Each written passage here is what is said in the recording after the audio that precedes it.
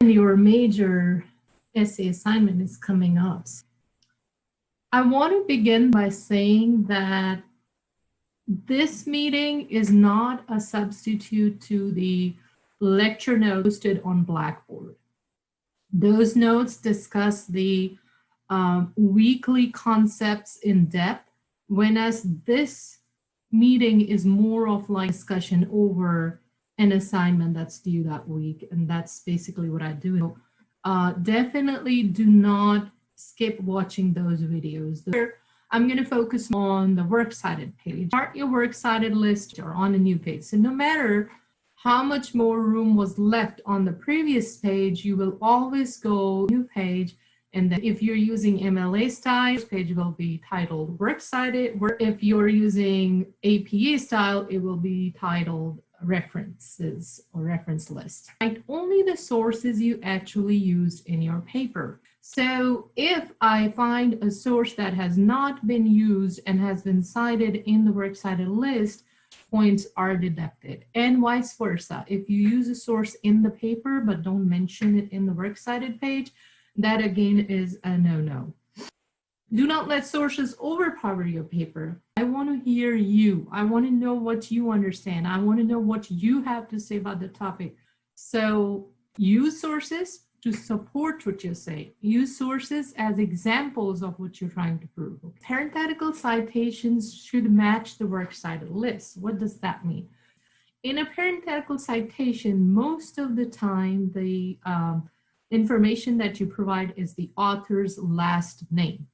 Okay, but if you've used the author's last name in the attribution tag and you don't want it to be redundant, then you can go ahead and use the title of the source. Okay, so it's either the first thing or the second thing listed here. So it would either be the author's last name or the title over here that will be given in the parenthetical citation.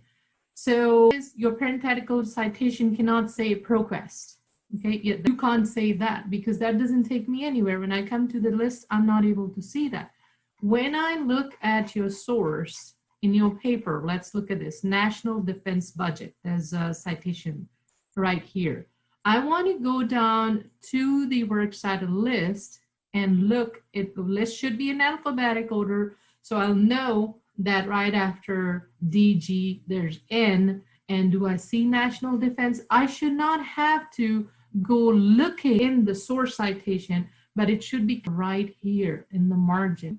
I understand, okay, they use the last name, now it's the article. Now I look for the article, but it shouldn't be anything beyond that. Okay, quotations or quotes within quotes are also known as indirect quotes. What are indirect quotes? When you read a source, let's say they've used or they've cited someone and you like what that someone is saying, you know who that someone is, that because the source has cited that person, but you are not reading that other source. You read source A, not the source B that was cited within source A.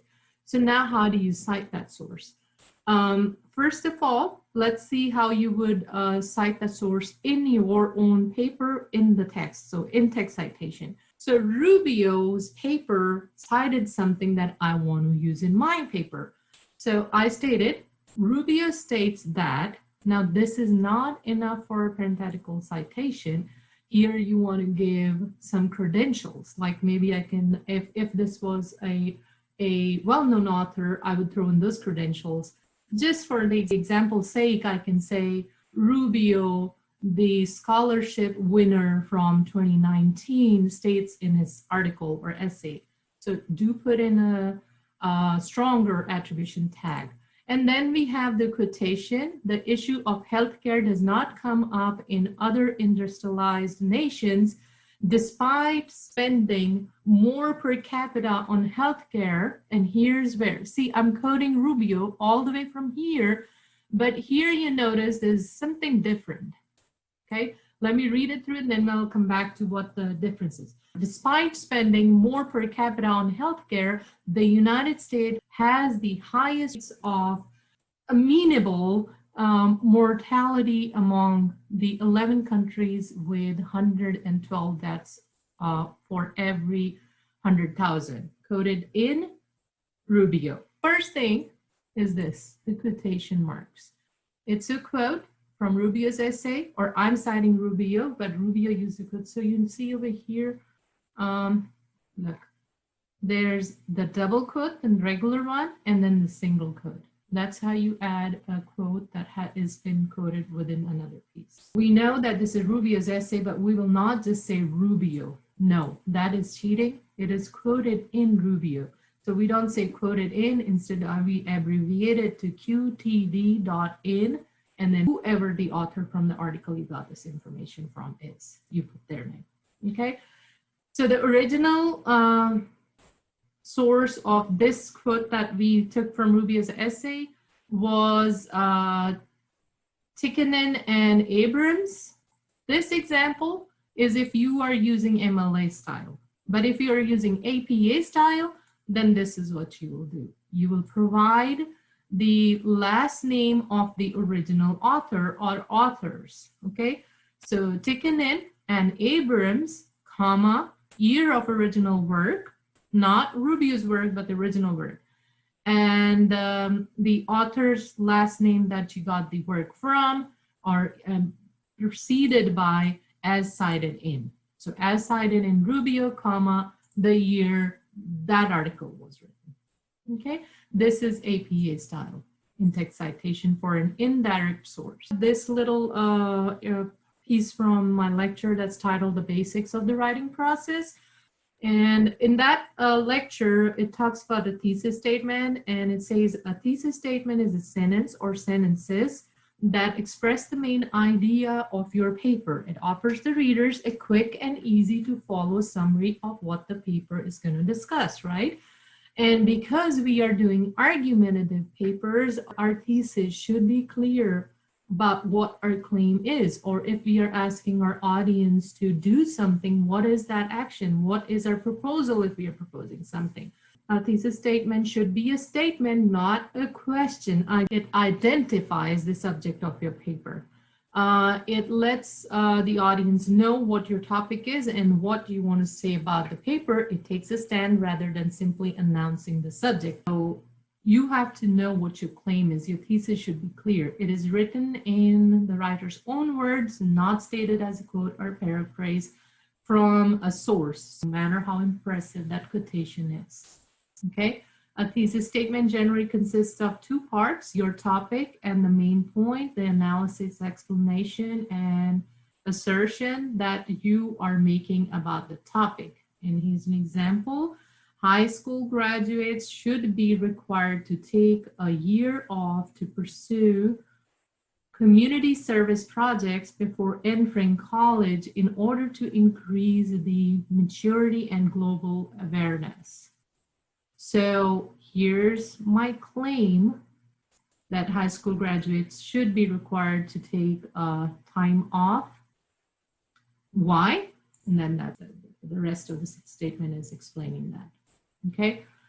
All types of essays should have a thesis statement in the introductory paragraph, and additionally, each body paragraph should have a topic sentence.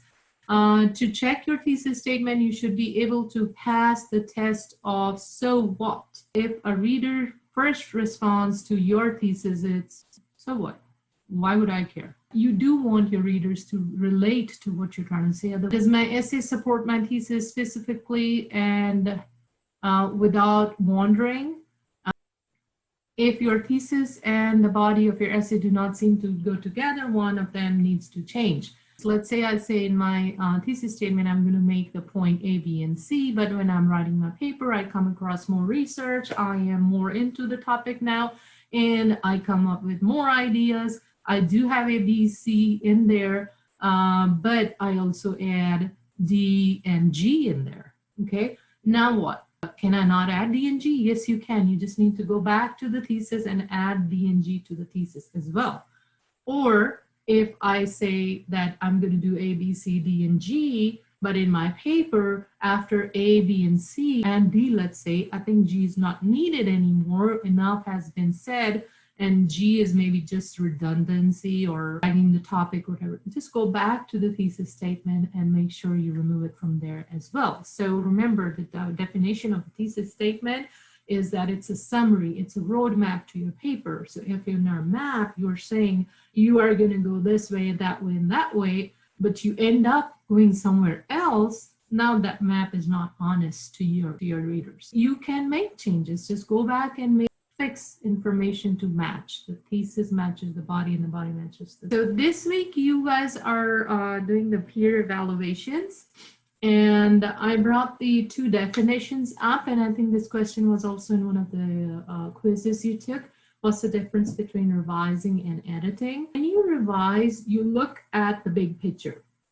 Okay, you don't look for, did I spell that right? Did I use first person, second person? Those details are when you're editing. When revising, do not look for spelling or grammatical errors. Instead, look at the whole assignment and see if you followed the prompt, if you followed it correctly, if you meet all the requirements in it, and if your bigger picture actually draws the picture you want your audience to see. Okay, is the paper unified? Is it supported? Is it well organized? And if you feel like something is redundant, something is not concise, go back and remove any wordiness, remove any information you think is unnecessary, and add any information you think would help get the point across. So when you are reviewing each other's work as peer reviewers, this is what I want you to focus on. Did they incorporate data? Was the data genuinely used or just thrown in there just because it's a requirement? Did everything work and flow together, or is there choppiness? Let's see if there's any point where you think this point needs more support, or this point is strong, it needs support. Is your peer just discussing common knowledge information?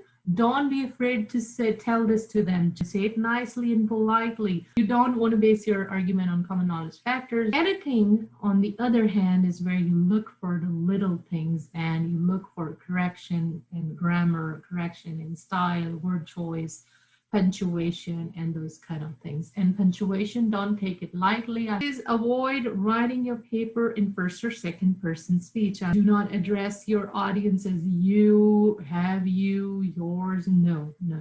Just ones, those kind of pronouns instead of first and second person speech pronouns. That's pretty much it about the rough draft. And basically, these same things will go towards your final draft. Everything we're learning here is going to go into the final draft, and then once this project or this packet is completed, the next packet will be introduced. None of these concepts will be left behind. Do you see something funny here? Anyone? Spacing looks off. Between the title and the first paragraph. Yes, you're both correct. It is the spacing, and I did this on purpose. A lot of students have this error. What happens is they've already double spaced their title block and their title, and then they start writing their essay, and when they write their essay, they do it single spaced, and then they highlight the whole document and say double space. And so just go in there, highlight the area, click on paragraph. It is double space. Now, she did say double space. What's her problem? If I put a comment on there, I will say do not double space. That's what this means. This is double space. Now, I'll try putting it to 0 and see if it fixed that. If not, then I might have to try something else. Let's see that. And there you go. It did fix. But I do see there's still some more space here. I can just do some backspacing and just fix that. Nothing should be spaced more than double spacing. The speak feature, for me, it's already been added, and I just have to go click. United States is the world's last remaining superpower in the 20th. Okay, but how can you add this tool to your documents? So if you click on this downward arrow right here, I hope click on that, and then you go down and you click on more commands. When you click on more commands, it will give you the popular commands. Now click on it again and say all commands, okay? And then we're looking for speak, so let it load. If you want to look for something else, you might want to do that. But I'm looking for speak, and do you see it right here?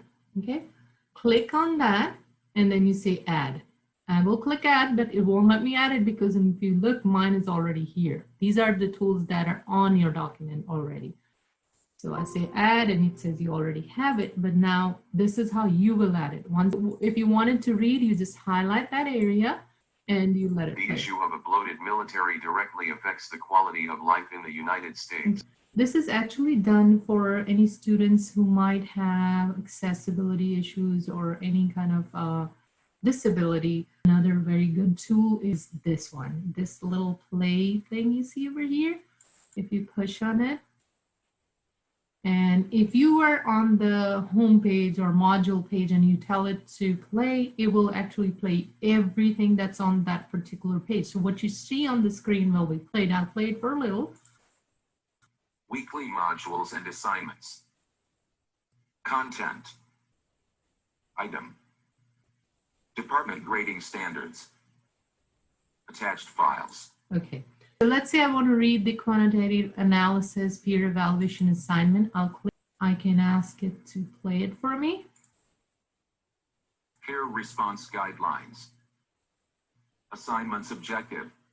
Upon completion of this assignment, students will be able to evaluate the work of peers while working in small groups. So if you want the whole thing to be read, it's right here.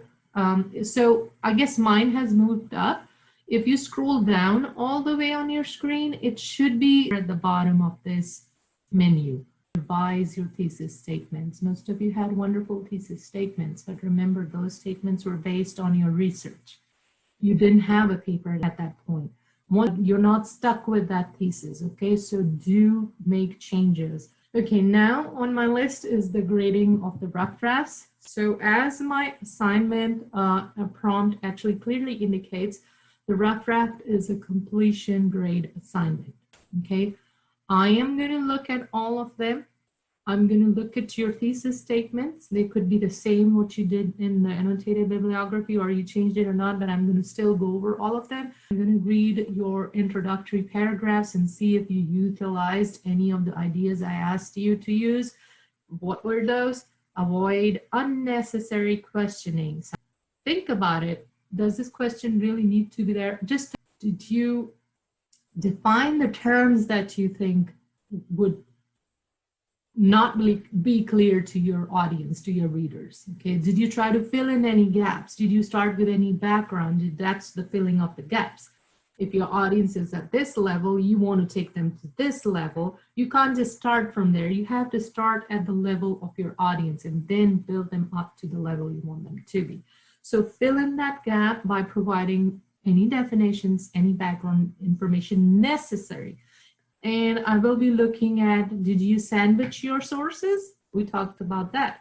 Adding attribution tags, adding parenthetical citations, punctuation. I will definitely be. Why am I telling you this? You also look for the same things in your peers' papers, because I'll be quickly glancing through anything that catches my eyes and then reading only one paper, okay?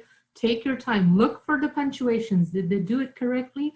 Did each source at least was attributed one time? Look for those things.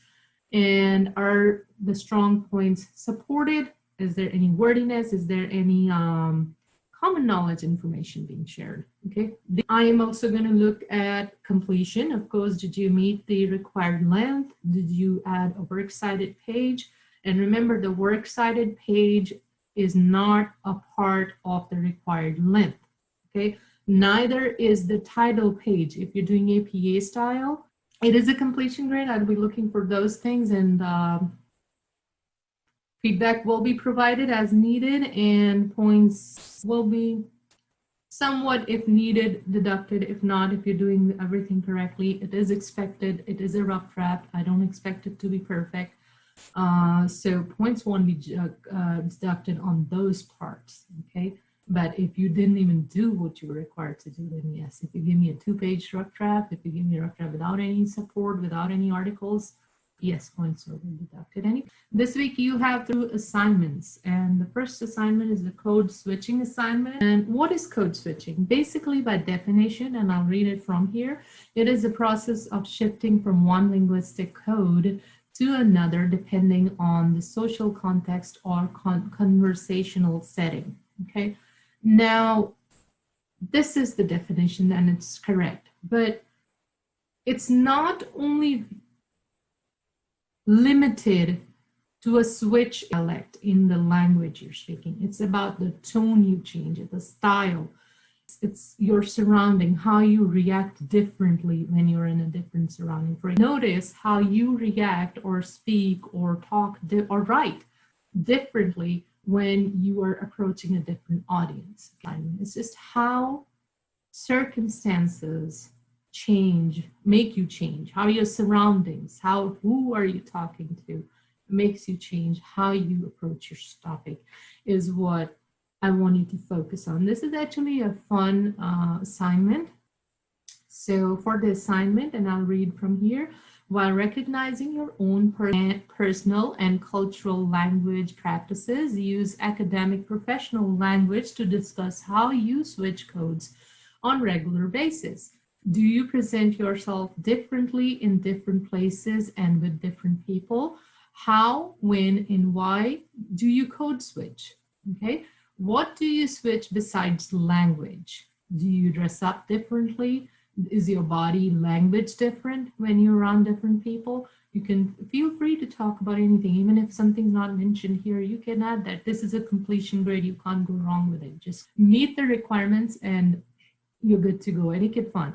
What do you gain by code switching? Why do you code switch? Are you trying to fit into a crowd? Are you trying to reach the audience at their level so that they can understand you better? You do not have to be bilingual to complete this assignment. There might be some cultural practices, accents, or slang you use in certain circumstances. Use those experiences to complete this assignment. The paragraph you write has to be about 200 to 250 words in length. And then you will have an open discussion with their peers. And this assignment is due on Monday. You've already probably seen this. Just want to make sure you all know that to this week's conducting peer evaluation discussion assignment is not in the weekly module. If you go in the weekly module, it will actually tell you to complete the assignment. You need to go out and go into the other module. And what other module am I talking about? It's right under the week 5 module right here. Okay. Complete quantitative analysis peer evaluation assignment right here. It's been placed outside the weekly module. Okay, I just wanted to make sure you guys know. You have to post your response to this discussion board before you will be able to observe or get a hold of another draft. Evaluate only one draft and use this attached form. I think it's attached in multiple places, but right here is where the form is. You can open this and then fill it out. These are the questions. There are 16 categories I want you to look at. And this is if you feel like, okay, what do I put in this area? Then you can go back over here and say, what did she say to put for the conclusion? What did she say to put for the visual? If it's a paper where you say the student didn't use a visual, don't just say didn't use, didn't apply. You say you didn't use one. There is a requirement that you can use the one from the graphics creation assignment. If you didn't do that, you need to add one over here. So have a conversation. Generally try to help your peer. Any questions? There is one question in the chat window. I am confused on why we would get points taken off for sources that we cited in our paper but did not cite within the paper. I cited sources that I did not directly cite in my paper because I use that site to help me form common knowledge. Other papers I have written, the professors wanted us to cite everything we used to help us for the paper. Works cited means the works I cited in my paper. If you are using a source and you're not citing it in your paper, you're not doing the right thing. Okay? You have to cite a paper or a source when the material is not yours. Now, your question is, I used common knowledge, or I used the source to gather common knowledge. Didn't you already go over it that common knowledge does not need to be cited? Okay, so you don't have to do that. But let's say your question is, I used it and I'm trying to be on the safe side and I put it in my works cited page. Actually, like I said, the parenthetical citations and the works cited page should match. But if you feel like it's safer for me to do it that way. You can give me an extra note saying that this is the source I gathered the knowledge, common information for my paper, and that's fine. But if you look at the actual definitions, if you're using a source, you need to cite it in your paper and then in your works cited page. And if you are citing a page in your works cited page, like the name itself indicates, works cited, means you cited these in your paper. I hope that answered your question. If not, feel free to email me. We can discuss this further. Any other questions? I had a question about the question you answered. What impression does that give if someone cites a source that they didn't use? It's not necessarily that you've giving me a bad impression. The first, just one source or so, I will usually leave you a comment saying you didn't really use the source in your paper. But sometimes the paper is based really on one or two sources and there's a list of 7 to 8 sources. Then you're definitely not meeting the requirements. And so it makes me feel you're just trying to fool me to believe that you used all these sources when you didn't really do that.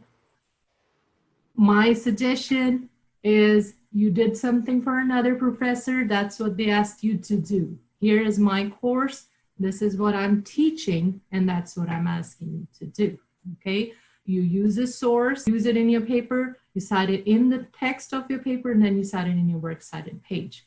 If you use a source to gather common knowledge, we already went over a whole thing about how common knowledge does not really need to be cited.